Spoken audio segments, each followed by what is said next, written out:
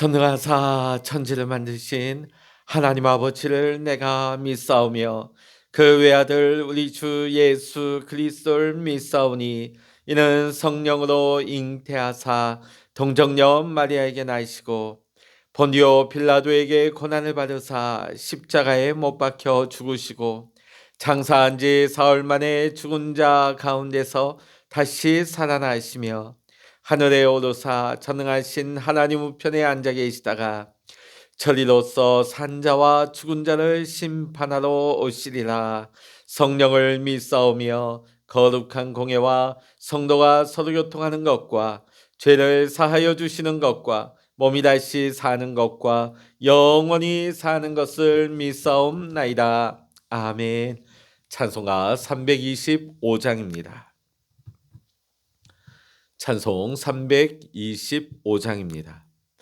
예수가 함께 계시니 시험이 오나 겁없네.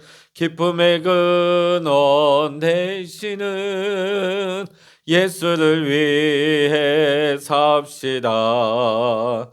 날마다 주를 섬기며 언제나 주를 기리고 그 사랑 안에 살면서 딴 길로 가지 맙시다.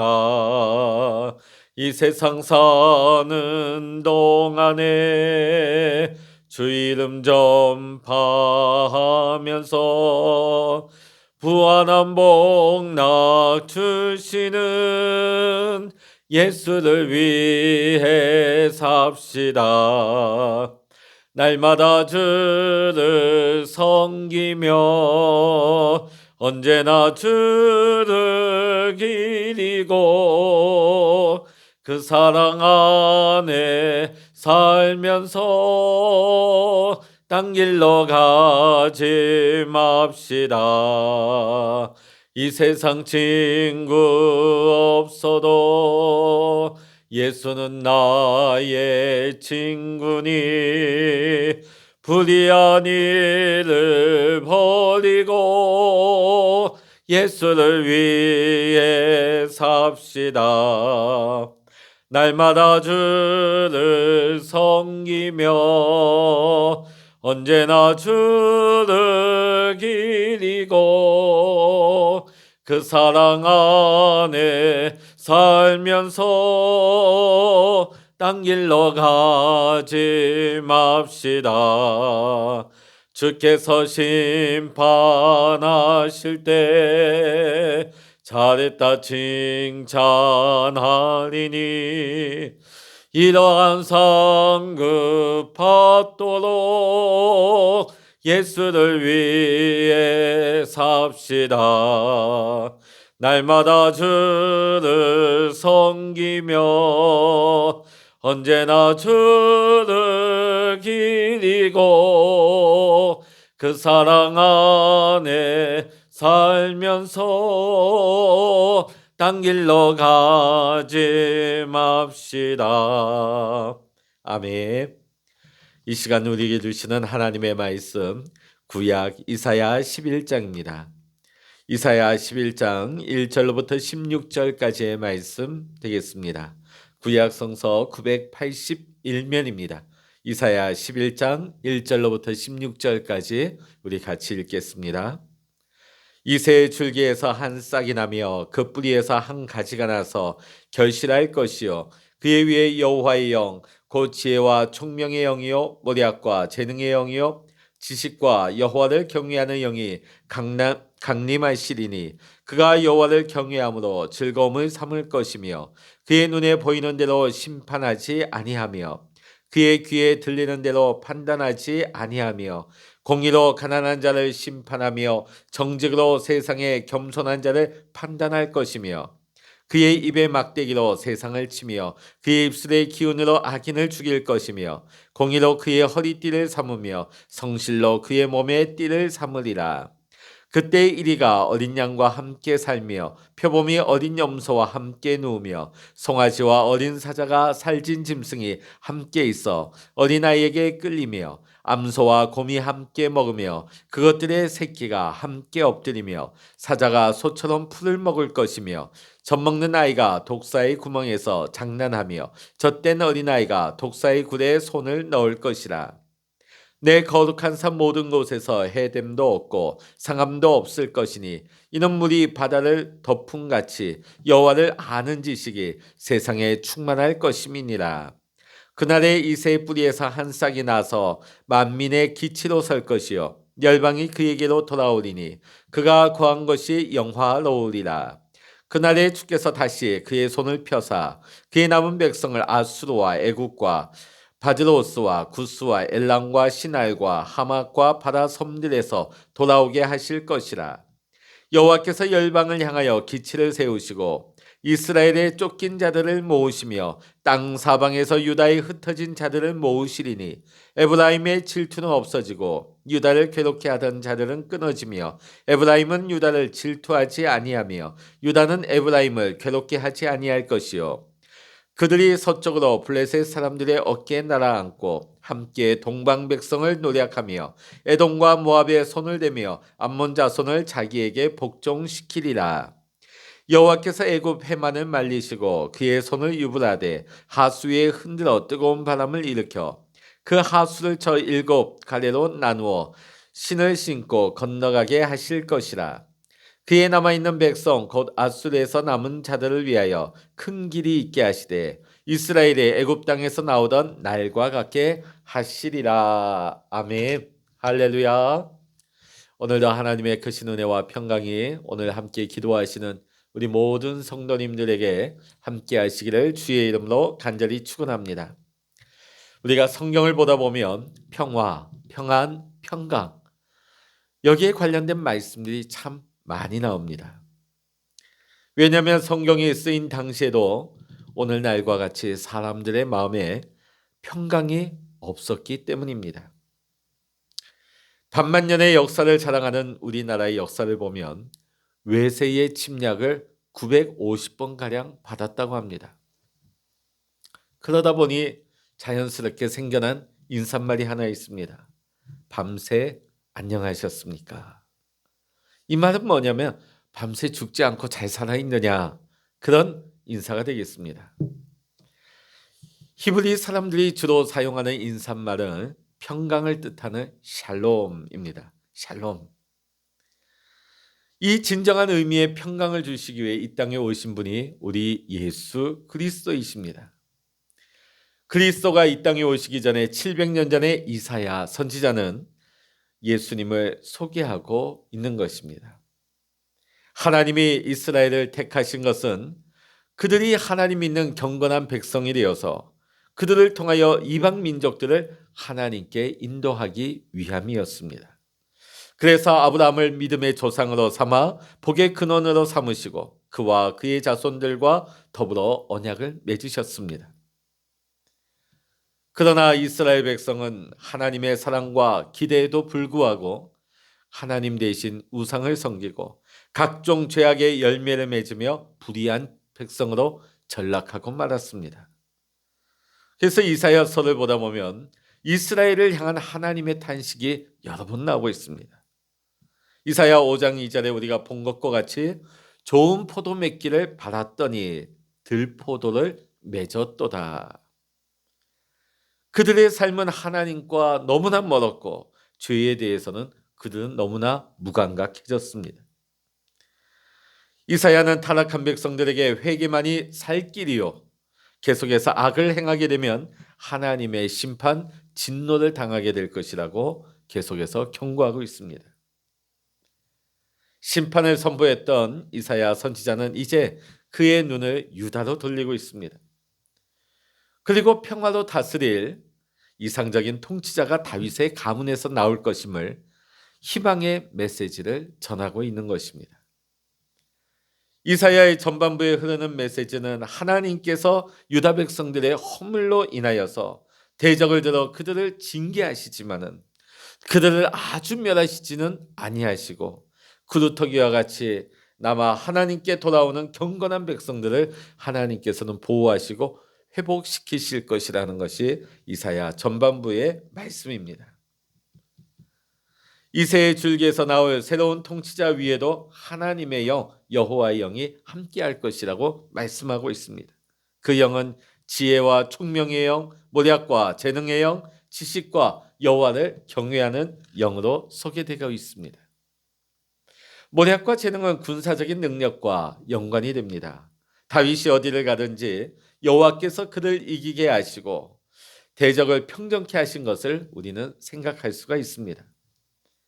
여기에 나오는 지식은 여호와를 아는 지식입니다. 따라서 지식과 여호와를 경외함은 하나님을 믿는 신앙의 기본이 되는 것입니다. 거룩하신 하나님과 올바른 관계를 갖춤으로 얻는 지혜와 총명, 모략과 재능은 통치자에게 있어서 필수적인 요소가 되는 것입니다. 이어서 이사야는 메시아가 어떻게 하나님의 백성을 다스릴 것인가에 대해서 말하고 있습니다. 여호와를 경외함으로 즐거움을 삼는다고 말하고 있습니다. 여호와를 경외한다는 것이 무엇일까요? 하나님의 시선은 늘 의식하면서 하나님 중심으로 사는 삶을 말하는 것입니다. 이 여호와를 경외함이 메시아에게 충만하다는 말씀을 증거하고 있습니다. 실제로 예수님께서는 이 땅에 오셔서 분주한 사역 중에도 새벽 미명 한적한 곳에 나가셔서 하나님께 기도하시고 하나님의 뜻을 구하셨습니다. 그리고 하나님이 주시는 능력을 공급받았습니다. 십자가를 지시기 전 겟세마네 동산에 올라 간절히 기도하실 때도 철저하게 자신을 하나님께 맡기셨습니다. 철저히 아버지의 뜻대로 되기를 구하셨던 것입니다. 그러셨기에 십자가의 길을 끝까지 순종하시며 담대하게 가실 수가 있으셨던 것입니다. 성경에서 말하는 구원은 단순히 영적 구원만을 말하지 않습니다. 예수님이 오셔서 중풍병자를 고치실 때도 내 죄사함을 받았느니라 말씀하셨습니다. 혈루증 걸린 여인을 치유하실 때도 내 믿음이 너를 구원하였다고 말씀하십니다. 육도 치료하실 뿐만 아니라 영적인 구원도 허락하신 것입니다. 사실 예수님 오시기 이전의 세상은 죄로 말미암아 서로 적대하고 미워하고 서로 증오하는 혼돈의 상태였습니다. 그러나 메시아가 오셔서 통치하실 때는 창조 직후 에덴 동산과 같은 삶이 회복되는 것입니다. 적대함과 시기와 잔혹행위가 없는 완전한 평화의 세상이 회복되는 것입니다. 그래서 히브리어에 나오는 이 샬롬, 하나님의 평강은 우리의 삶의 모든 영역에 걸쳐서 참된 평화와 회복이 이루어지는 것을 의미하는 것입니다. 사실 아담과 하와가 쫓겨날 때에 그들만 하나님의 벌을 받은 것이 아닙니다. 창세기 3장 17절로부터 18절의 말씀을 보면 땅은 너로 인하여 저주를 받고 땅이 내게 거시덤불과 엉겅퀴를 낼 것이다. 땅이 아담과 하와의 범죄함으로 말미암아 땅도 저주를 받았습니다. 그래서 그 땅에서 나오는 게 가시덤불과 엉겅퀴가 나온다는 것이죠. 인간의 죄로 인하여 자연까지도 저주를 받게 되었습니다. 그러나 하나님과 인간 사이의 관계가 그리스도를 통하여 회복될 때에 자연도 회복되는 것입니다. 죄로 인하여 파괴된 창조의 원래 질서가 회복되는 것을 보여주고 있는 것입니다. 자, 그런데 오늘 이사야 11장에 나오는 이 아름다운 모습, 메시아가 오실 때 이루어질 이 모든 이사야의 예언이 여러분 다 이루어졌습니까? 사자가 소처럼 풀을 먹고 어린아이가 독사의 굴에 손을 넣어도 안전했습니까? 그러면 이 이사야는 단순히 어떤 문학적인 표현이고 상징적인 의미만 가지고 있을까요? 실질적으로는 일어날 수 없는 일들을 그냥 말했을까요? 그렇지 않습니다. 이사야는 예수님이 오시기 전에 700년 전에 있었던 선지자입니다. 성령의 감동 가운데 장차 일어날 일을 보고 말씀을 증거한 것이죠. 그랬기 때문에 예수님이 이 땅에 처음 오셨을 때 이루어질 일들도 보았고, 장차 우리 주님께서 재림하실 때 이루어질 일들도 겹쳐서 본 거예요. 초림 때 일어날 일들과 예수님이 재림하실 때 일어날 일들을 같이 오버랩해서 본 것이죠. 그렇기 때문에 이사야의 예언 중에는 이미 이루어진 부분도 있고 아직도 이루어지지 않은 부분이 있는 것입니다. 손을 들어 이스라엘을 쳐서 흩어지게 하셨던 하나님이 이제는 이스라엘을 불러 모으시려고 다시금 여호와의 손을 들고 계십니다. 자, 그런데 전에는 전혀 상상하지 못했던 일들이 일어납니다. 오랫동안 갈등과 반목을 지속해왔던 유다와 북이스라엘. 늘 서로 긴장하고 대치하기를 끊임없이 반복했는데 에브라임의 증오가 사라지고 유다의 적개심이 사라지고 서로가 서로를 보듬고 힘을 합치는 일들이 일어날 것이라고 합니다. 그들이 함께 손을 잡고 블레셋을 정벌하고 동방 백성을 치며 동쪽으로는 에돔과 모압과 암몬을 차례로 정복하여서 옛 다윗 왕조의 영화를 회복할 것이라고 예언하고 있습니다. 그리고 남은 작업을 하나님께서 시행하십니다. 그것은 하나님의 심판을 받아서 포로로 끌려간 자들이 영광스럽게 귀환하는 것입니다. 전혀 상상하기 힘든 불가능한 일들이지요. 그러나 하나님께서 출애굽할 때 그 일들과 같이 하나님께서 제2출애굽의 역사와 같이 이러한 포로 귀환의 역사를 일으키실 것이라고, 그리고 돌아온 사람들과 그 땅에 남아있는 사람들이 함께 평화의 나라를 이룰 것을 선언하고 계십니다. 여호와께서는 흩어진 백성들을 다시금 불러 모으시고 연합하게 하실 뿐만 아니라 복음으로 열방을 정복하게 하시는 겁니다. 궁극적으로 모든 인류가 예수 그리스도로 말미암아 죄에서 구원받을 것을 예언하고 있습니다. 궁극적으로 영적인 가나안이 새 하늘과 새 땅으로 우리 메시아 예수 그리스도께서 우리를 인도할 것임을 증거하고 있는 것입니다. 오늘 우리는 그날을 믿음의 눈으로 바라보고 사는 성도의 삶을 살아가고 있습니다. 오늘 우리는 어떻게 이 시대를 살아야 하겠습니까? 먼저 우리는 하나님을 알아야 합니다. 우리가 하나님을 알고 그분과 올바른 관계를 가지게 될 때에 하나님께서 우리의 인생을 맡아주시고 책임지시고 선한 길로 인도해 주시는 것입니다. 하나님을 아는 참된 지식이 그리스도의 구속의 은혜를 깨닫게 하고 우리 사람들의 삶을 변화시키며 하나님을 예배하게 하고 순종하게 하며 영원한 소망을 갖게 하는 것입니다. 우리가 성령으로 충만할 때 세상을 살아가는 데 필요한 지혜와 총명과 모략과 재능을 얻을 수 있고 하나님을 바로 알고 그분에 대한 경외심을 가질 수가 있는 것입니다. 두 번째로 우리는 하나님의 백성답게 살아야 합니다. 그리스도의 통치를 받는 믿음의 성도는 하나님 나라의 백성으로서 공의와 정직을 생명으로 여기며 살아갈 수 있어야 합니다. 우리가 참 빛으로 오신 예수 그리스도를 우리가 영접했다면 우리는 이미 빛의 자녀가 된 것입니다.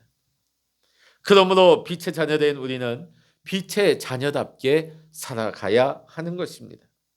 에베소서 5장 8절의 말씀과 같이 너희가 전에는 어둠이더니 이제는 주 안에서 빛이라 빛의 자녀들처럼 행하라 말씀하셨습니다. 어둠에 속한 세상 사람들과는 우리가 구별된 삶을 살아야 하는 것입니다. 뿐만 아니라 그들에게 거룩한 영향력을 끼쳐야 하는 것입니다. 세 번째로 우리는 받은 은혜를 나누면서 살아가야 합니다. 오늘 말씀의 6절과 7절의 말씀 보면 함께라는 단어가 무려 5번이나 나오고 있습니다. 신앙생활은 나 혼자만 예수 믿고 구원받는 것으로 끝나서는 안 됩니다. 함께 기뻐하고 함께 울고 함께 기도하며 서로의 기쁨과 아픔과 고통을 나누는 것이 우리의 신앙생활인 것입니다. 우리 모두 한마음 되어서 받은 은혜를 우리가 가정에서도 나누고 우리의 삶의 현장에서도 그 은혜를 나누며 우리가 천국에서 사는 삶을 미리 이 땅에서도 맛보고 천국을 준비하는 삶을 살아야 하는 것입니다. 이 땅에서는 지옥처럼 살다가 죽어서만 천국 가는 것이 아닙니다. 천국에는 어떤 사람이 갈까요? 이 땅에서 하나님의 은혜를 함께 나누고 기뻐하고 함께 기도하며 하나님의 은혜를 나누는 천국을 누리는 성도야말로 천국을 준비하는 것이며 장차 하나님의 나라에 들어갈 영광을 누리게 될 줄로 믿습니다. 특히 우리가 가진 이 소망, 믿지 않는 분들과 함께 나눌 수 있어야 되겠습니다. 그러면서 우리는 오늘 이사야가 바라보고 있는 아름다운 그날을 소망 중에 바라보아야 할 것입니다. 우리가 하나님의 나라를 소망 중에 기다리고 인내하면서 믿음으로 바라보고 구하면서 치유와 회복을 경험하고 기쁨으로 하나님의 역사에 동참하여서 하나님과 이웃과 화목하며 진정한 하나님이 주시는 평강을 누리고 맛볼 수 있는 우리 모든 믿음의 성도님들이 될 수 있기를 이 시간 주의 이름으로 간절히 축원합니다. 기도하시겠습니다. 할렐루야. 하나님 아버지, 이 땅에 참된 메시아로 오셔서 빛으로 오신 주님, 우리가 주님 안에서 이제는 어둠의 자식이 아니라 빛의 자녀가 된 것을 믿습니다. 주님으로 인하여 우리가 생명을 얻었고 우리가 빛 가운데 거하게 되었사오니 이제는 받은 은혜와 이 구원의 기쁨과 감격과 하나님의 은혜와 사랑을 내 사랑하는 이웃들에게 함께 나누며 함께 구원받는 기쁨을 맛보게 하여 주시옵소서.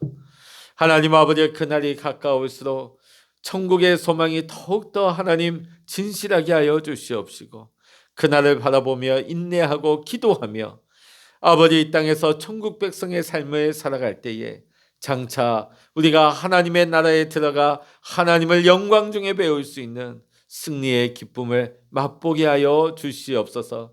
모든 것 우리 주님께 믿음으로 간구하고 감사드리며 우리 주 예수 그리스도의 이름으로 간절히 기도하옵나이다. 아멘. 찬양하라 내 영혼아,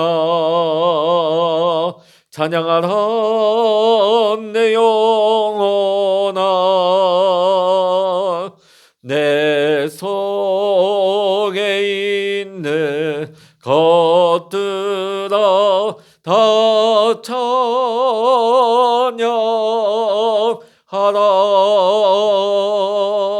기도하라 내 영혼아, 기도하라 내 영혼아, 내 속에 있는 것들아 다 기도하라. 주여 일창을 합심하여 기도하였습니다. 주여